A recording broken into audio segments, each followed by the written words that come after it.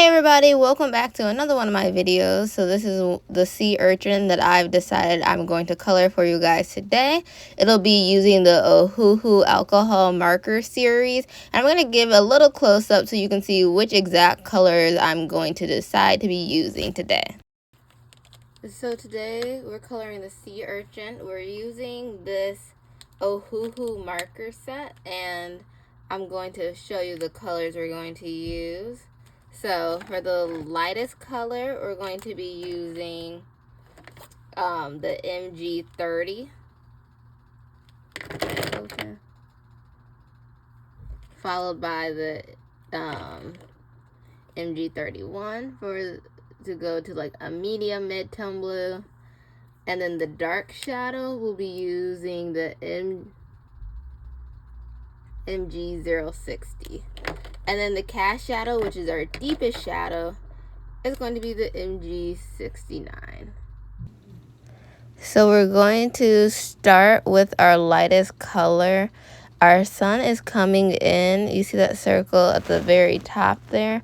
It's coming in from the right side. So the right side is going to be the lightest color. So I'm going in with right now with an Ohuhu marker. It's the MG030 in order to color the sea urchin. Now it should be the easiest part to cover because this is a circle. So essentially we're gonna have over a third of the circle in this MG030, and right now I'm trying to just get an even layer of color down. With alcohol markers, you want to kind of work fast when you're trying to blend them to prevent one, streaking, and two, it's easiest for the colors to blend into each other when they're all quote-unquote wet. So then you see me going to my second color, and that's the MG031. It's slightly darker, which you can see here on it. There's two ways to really go about coloring with alcohol markers. Some people go from lightest to darkest, as I'm doing here. That's what I naturally have learned over the years, while others, they'll go from the darkest color to the lightest. Me personally, I've never found going to the darkest first to be the easiest thing, because it's like, it's one of those things where I feel like it's easier to darken something up, but you can't, once you put a darker color, you can't lighten it. So if I cover the whole thing in the lightest blue that I have, that's fine, because I can always go back in there. Versus if I color everything with that dark shade of blue, which is the MG060, I can never go back if I need to. So as you see, you do use more ink here because I'm going over to like try and blend that out. So I went back over the MG060 with the MG031, and then you'll see me transition to even the lightest color because I want a natural blend. I don't want any really harsh lines. So that is the one thing, you will run out of ink a little faster, but I think it's kind of well worth it to get a smooth blend of colors. And another thing to know about alcohol markers is they do dry a little lighter, I have found, than when you first lay them on. When you first lay them on, they can be a little dark, but that is not a problem to me. And then for the little, I don't know, the spiky things, I don't know what you would call it, I'm using the second to darkest color on them. I didn't want to use the darkest color because I didn't want to wash it out too much. And then as I'm getting closer to where the sun or the light source is, I'm switching over to the very first color that I use so that it looks natural. And you see me going in with MG61 on the right side where the sun is, because his pitchfork, or just a regular fork, is above him. So I want to show like there's a shadow on him. I wanted to give it some sort of realism.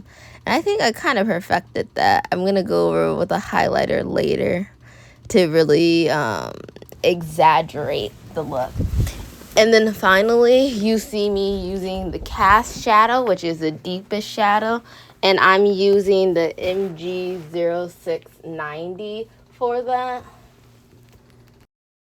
As you can see, I'm taking the MG069 and adding some depth to it so it looks three-dimensional. I'm going along the left side of the spikes because if you remember, the sun or the light source is coming from the right. So the right side is going to be the brightest, going to be the lightest, versus the opposite side from the sun is receiving less less light. So it's going to have a deeper, darker shadow. And you really want to remember this as you're going in with your alcohol markers so that the shadow looks consistent across your entire piece. Even when I move away from the sea urchin and start using the utensils in his hand, I'm really going to try and keep this in mind so that everything looks cohesive and as one unit. I think that's something that you really need to be assured of as you're going in from one color to the next. Ohuhu markers. The nice thing about these markers is that they are refillable, so if I run low, I can go and get more and put them in. If you guys want me to show you a video on how to do that, leave a comment in the description below. But for the pitchfork or fork as well as the spoon, I will be using WG40 as the lightest color, and then E288 as well as E294. So these three colors will be used. E288 is going to be our lightest, E294 is going to be a mid shade, and WG140 the lightest where the sun or the light source is hitting the object. So I've already applied the W140 on the site closest to the light source, and then right now I'm going in with the E294 followed by the E280 as the cast shadow, and that is finishing up the fork that the little sea urchin is grabbing. Now we're going down to the spoon, and I'm starting off here with the darkest color. Since it's under him, I know that it's going to be where the least amount of sun or light source is given.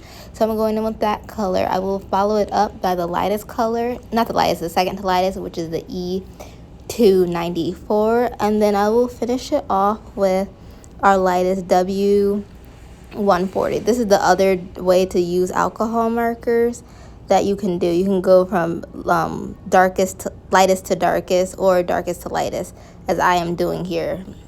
It just depends on what your preference is. I'm going to zoom out and give you a tour of the final product.